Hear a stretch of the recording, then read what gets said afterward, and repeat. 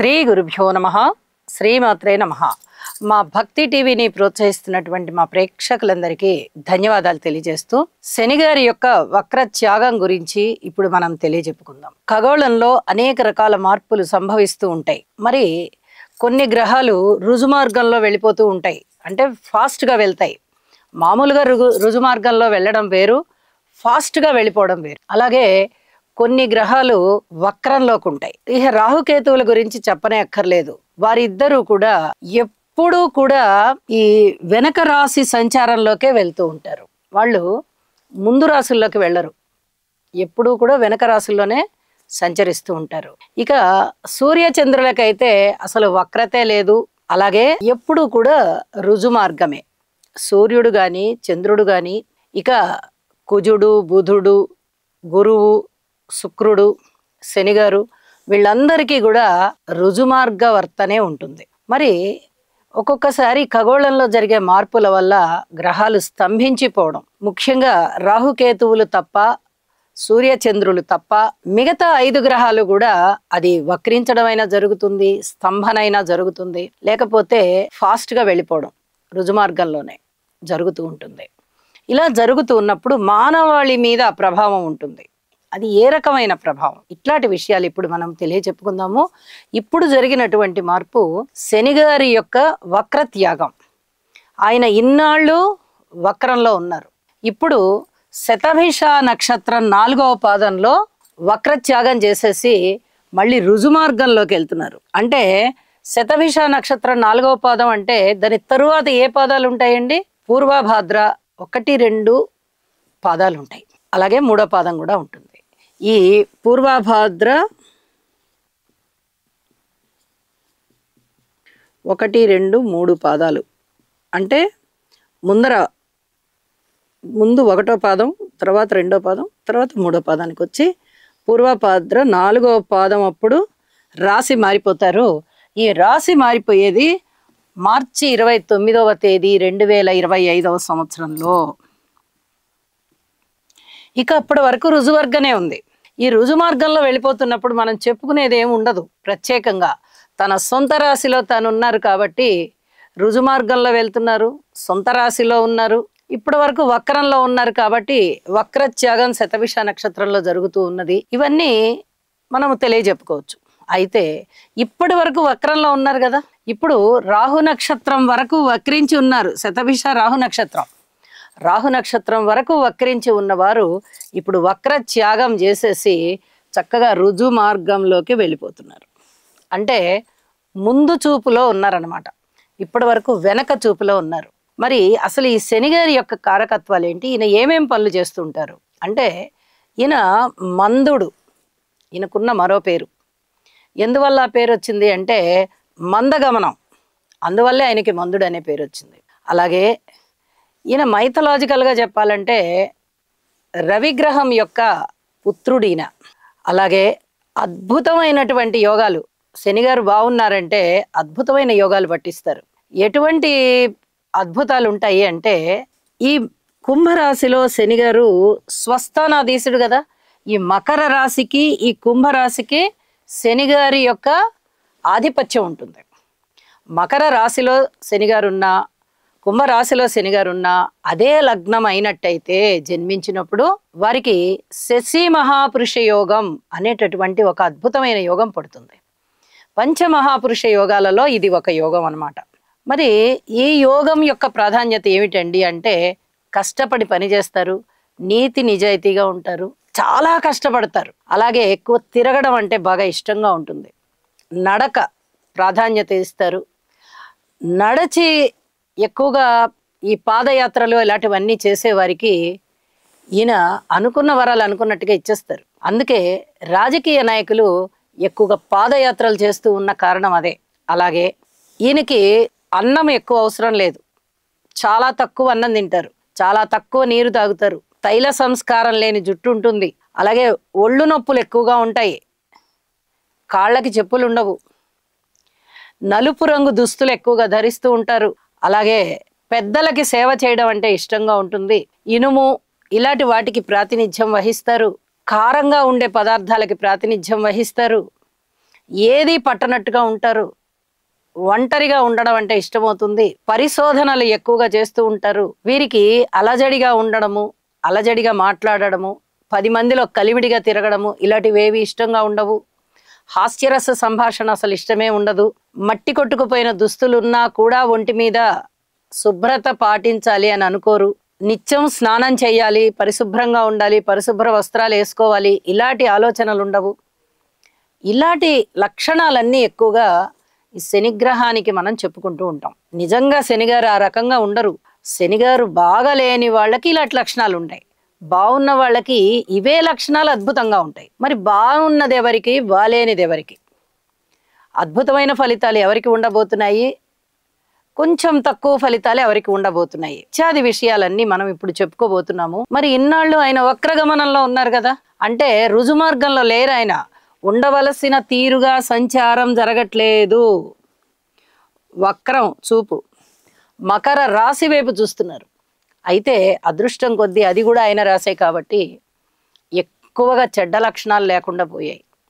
మరి ఇప్పుడు ఈ మందగ్రహము, ఈ నెమ్మదిగా ఉండేటటువంటి గ్రహము ఏ రకమైనటువంటి ఫలితాలు ఇవ్వబోతోంది, ఎవరెవరికి ఎలాంటి ఫలితాలు ఇస్తోంది, మరి ఈ దృష్టులు కూడా ఒకసారి చెప్పుకొని అప్పుడు మనం ఏ రాశికి ఎటువంటి ఫలితాలు ఉంటాయో చెప్పుకుందాం. శని గారికి తృతీయ స్థాన దృష్టి ఉంటుంది. తాను ఉన్న స్థానం నుంచి 3వ స్థానాన్ని చూస్తారు, తాను ఉన్న స్థానం నుంచి 7వ స్థానాన్ని చూస్తారు, తాను ఉన్న స్థానం నుంచి 10వ స్థానాన్ని చూస్తారు. 3 రకాలైన విశేష దృష్టులే 3 కూడా. సప్తమ దృష్టి అన్ని గ్రహాలకి ఉంటుంది. అయితే ఇక్కడ శని గారికి ఈ 3, 10 కూడా విశేష దృష్టులు ఉంటాయి. అంటే కార్యనిర్వహణ సామర్థ్యము ఎలా ఉంటుంది, ఆహారం ఏర్పాటు చేయడంలో ఎలా ఉంటుంది, లేదా ఉద్యోగం ఏర్పాటు చేయడం, జీవనోపాధి ఏర్పాటు చేయడం ఎలా ఉంటుంది, ఇవన్నీ కూడా ఈయనే బాధ్యత వహిస్తారు. అంటే ఒక కార్య దీక్ష అలాంటి వాటన్నిటికీ కూడా శనిగారే కారకత్వం.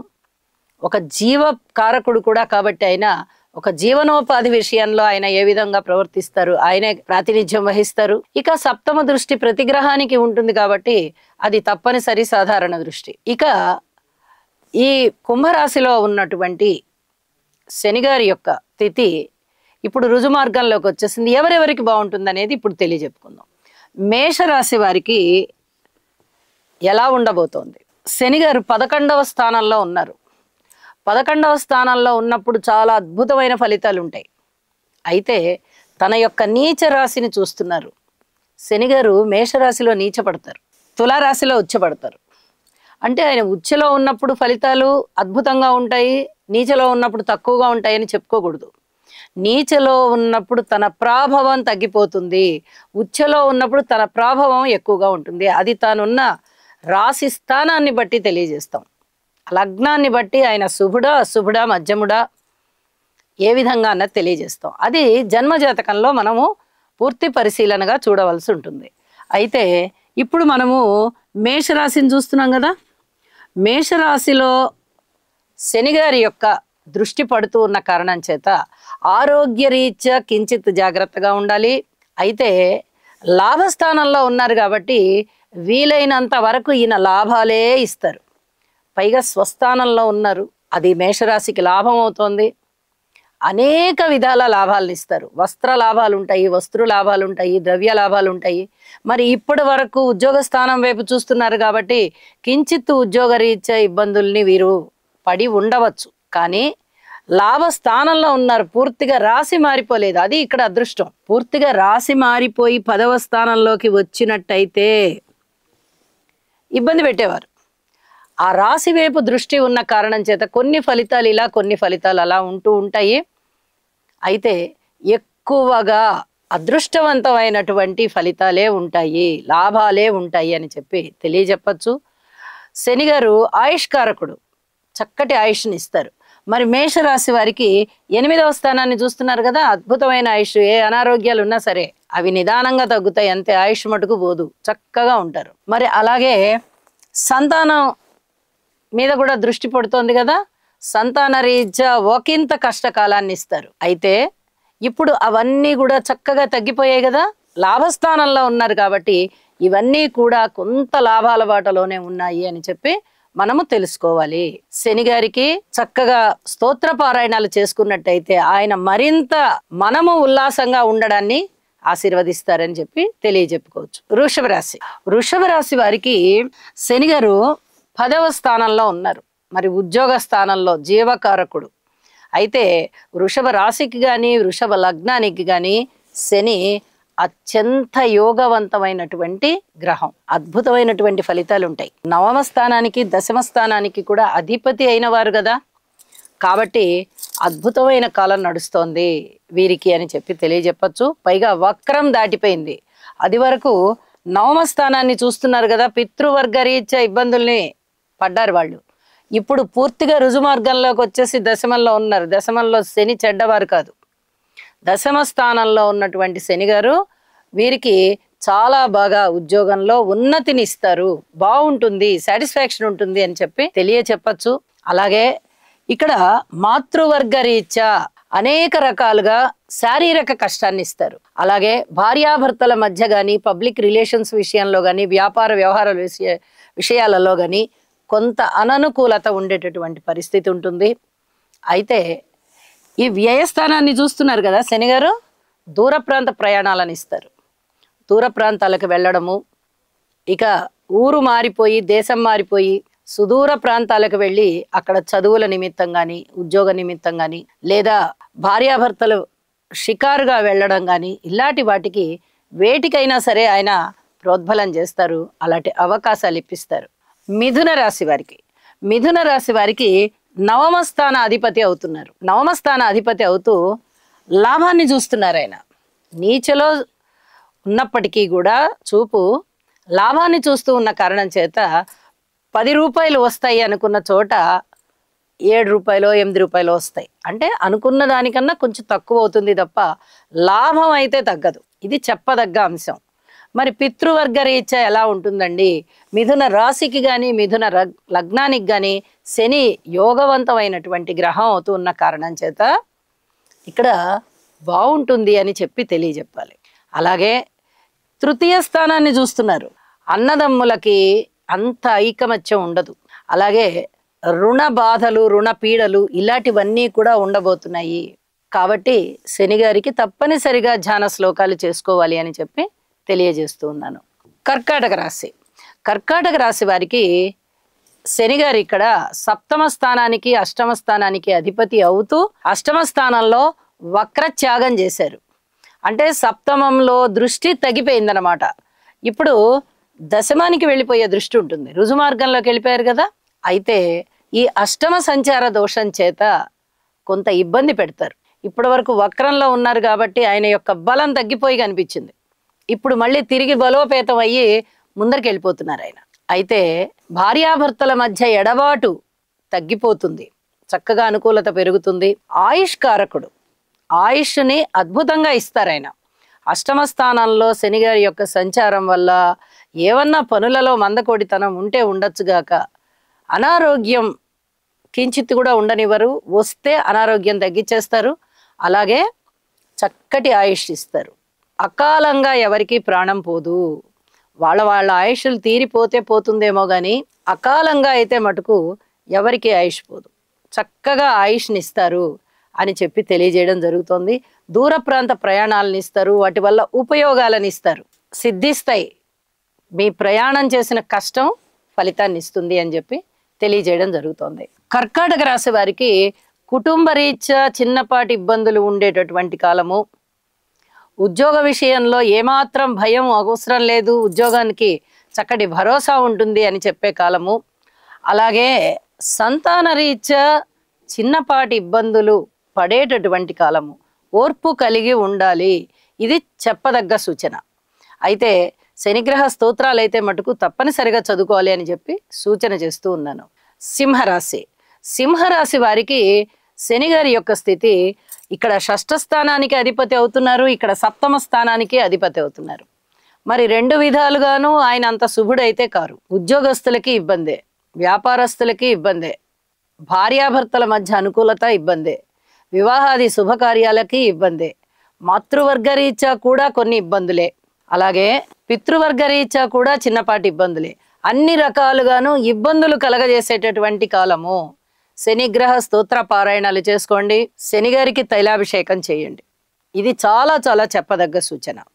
రాశి మీదే దృష్టి పడుతూ ఉన్న కారణం చేత శారీరకమైన కష్టం ఎక్కువగా ఉండడము, రాజకీయాలు అంతగా రాణించకపోవడము, ఎవరెవరో చేసుకున్న రాజకీయాలకి మనం బలి అయిపోవడము, ఇలాంటివి కూడా ఉండే అవకాశం ఉంది. పట్టిన పట్టు వదలకుండా ఉండడము, కొన్ని మూర్ఖభావాలు ఏర్పడము, అది వరకు ఉన్నటువంటి ఫ్లెక్సిబిలిటీగా ఉండేటటువంటి ఆలోచనలు తగ్గిపోయి ఒక పట్టుదలగా మేము ఇలాగే చేస్తాం అనేటటువంటి పట్టుదల ఉండడము, దానివల్ల కొంత ఇబ్బంది పడడము, ఇలాంటివి ఉంటాయి. మీ పెద్దల సూచనలు పాటించండి, మీకు చాలా బాగుంటుంది అని చెప్పి తెలియజేస్తున్నాను. కన్యా రాశి వారికి పంచమాధిపతి షష్టాధిపతి అవుతున్నారు. మరి పంచమాధిపతి అనగానే యోగ కారకుడే కదా. ఈ పంచమాధిపతి ఇప్పుడు షష్టంలో ఉన్నారు. సంతానం రీత్యా బానే ఉంటుంది, కానీ ఓర్పు కలిగి ఉండాలి. రుణాల విషయంలో చాలా చాలా బాగుంటుంది. మీకు రుణాలు దొరుకుతాయి, పాత రుణాలని తీర్చివేస్తారు. అలాగే నిరుద్యోగులకి ఉద్యోగం వస్తుంది, ఉద్యోగంలో ఉన్నతి కలుగుతుంది. ఇంటర్వ్యూలు బ్రహ్మాండంగా అటెండ్ అవ్వగలుగుతారు. రాతకోతల పరీక్షల్లో కూడా చక్కటి విజయ అవకాశాలు ఉంటాయి. ఆరోగ్యం బాగుంటుంది, శత్రువులు తగ్గిపోతారు. అనేక విధాల ఆనందాన్ని ఇచ్చేటటువంటి గ్రహం అద్భుతంగా ఉంది. కృతజ్ఞతాపూర్వకంగా స్తోత్ర పారాయణాలు చెయ్యండి. అలాగే అష్టమాన్ని చూస్తున్నారు. అనారోగ్యం ఎవరికన్నా ఉన్నట్లయితే నిదానంగా ఆరోగ్యవంతులు అవుతారు. నీచ కదా స్థానం, నీచం చూసుకుంటున్నారు కాబట్టి ఈ రకమైన స్థితి ఉంటుంది అని చెప్పి తెలియజేస్తున్నాను. ధనము ఎక్కువ ఖర్చు అయ్యే పరిస్థితి ఉంటుంది. దూర ప్రాంత ప్రయాణాలు, విదేశీ ప్రయాణాలు లాభించేటటువంటి పరిస్థితి ఉంటుంది. అన్నదమ్ముల యొక్క సహాయ సహకారాలు కాస్త తక్కువగా ఉండేటటువంటి పరిస్థితి ఉంటుంది. అయితే మొత్తం మీద అయితే అన్నదమ్ముల సహాయ సహకారాలు ఉంటాయి, తోటి బంధువుల సహాయ సహకారాలు ఉంటాయి. కాస్త సంతృప్తికర జీవితం ఉంటుంది ఈ శనిగారి స్థితి వల్ల. తులారాశికి చతుర్థ పంచమాధిపతి అవుతున్నారు, యోగకారకుడు. అద్భుతమైనటువంటి స్థితి అన్నమాట. సంతానం లేని వారికి సంతానం ఇస్తారు, మాతృవర్గ రీత్యా బాగుంటుంది, స్థిరచరాస్తుల వృద్ధిని ఇస్తారు, అలాగే పుత్ర సంతానాన్ని ఇస్తారు. ఏకపుత్ర యోగం అని కూడా చెప్తాము. ఒక పుత్రుడు ఖచ్చితంగా ఉండే అవకాశం ఉంటుంది. అలాగే ఏది కోరుకున్నా కానీ శనిగారి బలం బాగున్నట్టయితే అద్భుతమైన ఫలితాలే. తులా రాశి వారికి కానీ తులా లగ్నం వారికి కానీ శనిగారి స్థితి బాగుంది అంటే వాళ్ళకి ఇంకా జీవితంలో అన్నీ ఉన్నట్టే, అలాంటి పరిస్థితి. మరి అలాంటి శనిగారు పంచమ స్థానంలో సంచారం చేస్తున్నారు. గోచార రీత్యా పంచమంలో కొన్ని ఇబ్బందులు ఉంటాయి, కానీ లగ్నం రీత్యా రాశి రీత్యా కొన్ని రకాల భావాలు బాగుంటాయి. కాబట్టి ఇక్కడ బాగున్న లక్షణాలని చెప్పుకుందాం. యోగకారకుడు కాబట్టి బాగున్న లక్షణాలని చెప్పుకుందాం. అయితే ఓర్పు కలిగి ఉండాలి ఏ విషయానికైనా, ఇది చెప్పదగ్గ సూచన. ఓర్పుతో ఉంటూ తన పనులు జాగ్రత్తగా అనుకూలత చేసుకుంటూ మిగతా గ్రహాల యొక్క బలాలు, ముఖ్యంగా గురుబలం యొక్క బలం ఎలా ఉందో, ఆ స్థితి ఎలా ఉంది, దృష్టి ఎలా ఉంది ఇత్యాదివన్నీ చూసుకోవాలి. వివాహాది శుభకార్యాలు జరగడంలో చాలా చాలా ఆలస్యాన్ని ఇస్తారు తులారాశి వారికి. అలాగే కుటుంబం ఏర్పడడానికి కూడా చాలా ఆలస్యాన్నే ఇస్తారు. ఈ రెండు ఒకటే విషయానికి సంబంధించినవి కాబట్టి ఆలస్య వివాహం తథ్యం అని చెప్పేస్తాం. అలాగే లాభాన్ని ఇస్తారు, ఊహించని విధంగా లాభాన్ని ఇస్తారు.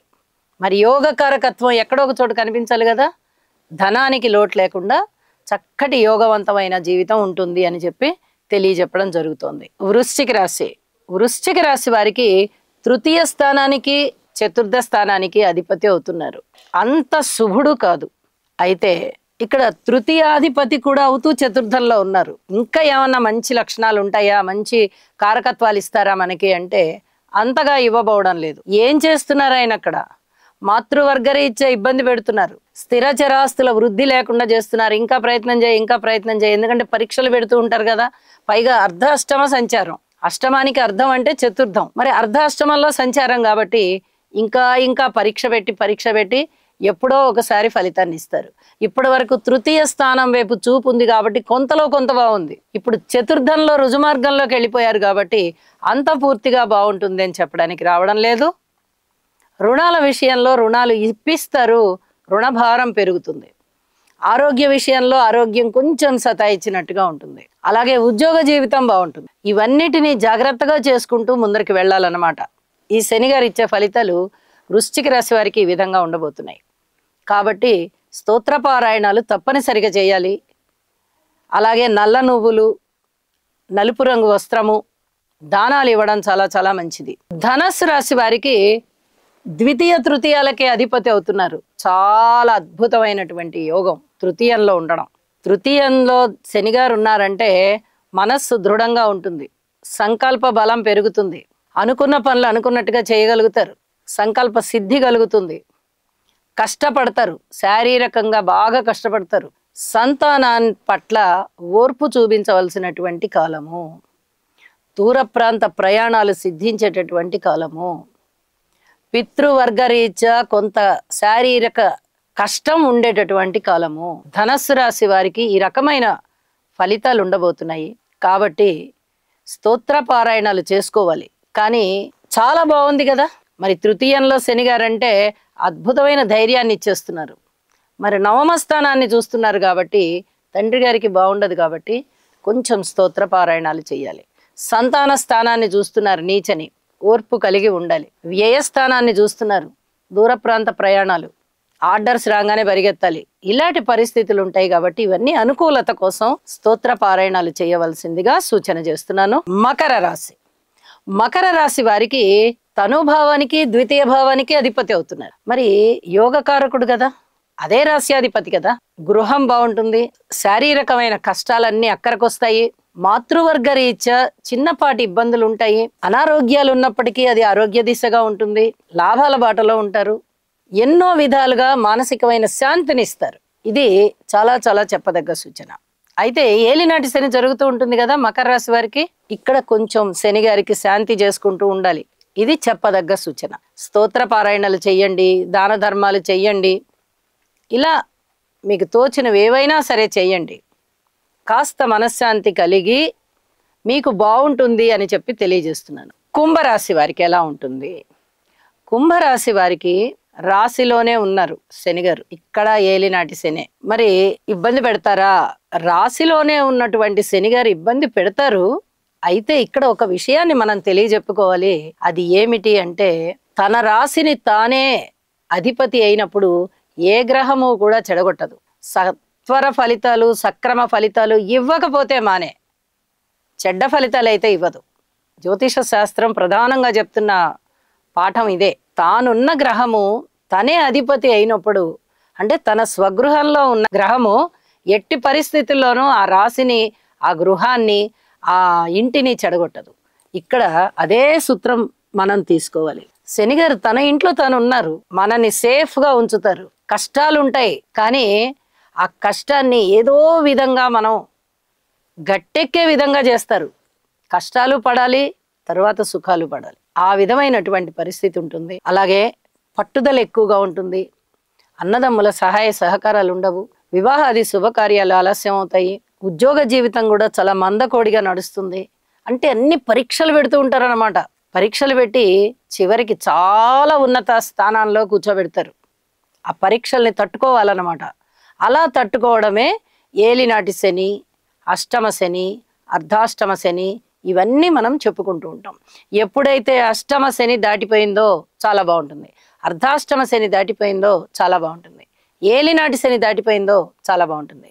మరి కుంభరాశి వారికి ఏలినాటి శని ఎప్పుడు దాటిపోతుందంటే, మీనరాశిలో కూడా శనిగారి సంచారం దాటిపోవాలంటే ఇంకా 2.5 సంవత్సరాల కాలం అక్కడ సంచరిస్తారు.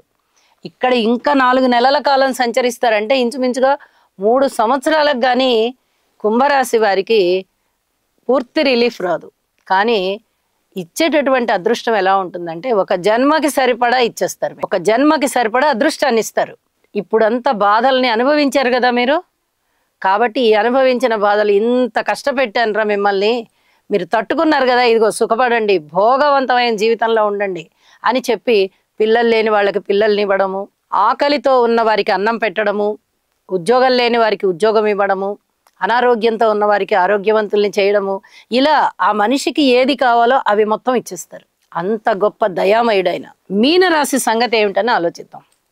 మీనరాశి వారికి వ్యయస్థానానికి, లాభస్థానానికి శనిగారు అధిపతి అవుతున్నారు. మరి లాభస్థానానికి అధిపతి అంటే కొంచెం పర్వాలేదు, ఒకసారి కాకపోతే ఒకసారైనా లాభాలను ఇస్తారు. కానీ ఆయన వ్యయస్థానానికి కూడా అధిపతి అవుతూ వ్యయస్థానంలోనే ఉన్నారు. వ్యసనాల బారిన పడేస్తారు. ఆ మందత్వం ఉంటుంది కదా ఆయనకి. కాబట్టి ఇక ఇవన్నీ మనం తట్టుకోవద్దులే, ఏదో ఒక వ్యసనానికి బానిస అయిపోదాం అనుకుంటారు. కుటుంబంలో చికాకులు ఇస్తారు, శారీరకమైన కష్టాన్ని ఇస్తారు, ఆర్థిక పరంగా కాస్త తగ్గే విధంగా ఆర్థికంగా అభివృద్ధి చెందనివ్వరు, అలాంటి పరిస్థితిని ఇస్తారు. అలాగే గృహంలో ఎవరికైనా సరే ఏదైనా అనారోగ్యం చేసినప్పుడు వీరు శనిగారికి నమస్కారం చేసుకుంటే చక్కగా తగ్గే విధంగా ఏర్పాటు చేస్తారు. అంటే ఆయన్ని స్తుతిస్తున్న కొద్దీ ఆయన పొంగిపోతారనమాట. ఎంత కష్టాలు ఇస్తున్నా అందులో కొంత సుఖాన్ని ఇస్తారు. మీనరాశి వారికి నవమ స్థానంలో కూడా దృష్టి పడుతోందిగా, పితృవర్గ రీత్యా ఇబ్బందుల్ని కలగజేస్తారు. అలాగే రుణాలు ఎక్కువ అయ్యేటట్టు చేస్తారు, గృహంలో ఎక్కువ ఇబ్బందుల్ని ఇస్తారు. స్తోత్రపారాయణాలు చేసుకోండి, వస్త్రాలు దానం చెయ్యండి, పెద్దలకి సేవ చెయ్యండి, నల్ల నువ్వులు దానం చెయ్యండి. ఇలా మీకు ఏది తోస్తే అది చెయ్యండి. దానం పేరుతో చక్కగా ధర్మంతో కలిగి ఉండండి. శనిగారి అనుగ్రహం కలుగుతుంది. సర్వజనాలకి కూడా శనిగారి యొక్క దృష్టి ఉంటే అద్భుతమైనటువంటి ఫలితాలు ఉంటాయి. అద్భుతమైన స్థితికి వారు మన్ని తీసుకొని వెళ్తారని చెప్పి మరొకసారి తెలియజేస్తూ, నీలాంజన సమాభాసం రవిపుత్రం యమాగ్రజం ఛాయామార్తాండ సంభూతం తం నమామి శనేశ్చరం. ప్రతి మనిషి మీద శనిగారి యొక్క అనుగ్రహం తప్పక ఉండాలని చక్కగా ఈ స్తోత్రపారాయణాలు చేసుకుంటూ మనని కాపాడమని, అలాగే మన చుట్టూ ఉన్న ప్రజలను కూడా కాపాడమని చెప్పి శనిగారిని ప్రార్థిద్దాము. సత్వర బాధ నివారణ చేయమని చెప్పి ఆయన్ని వేడుకుందాము. ఆనందంగా ఉందాము. సర్వే జనా సుఖినో భవంతు.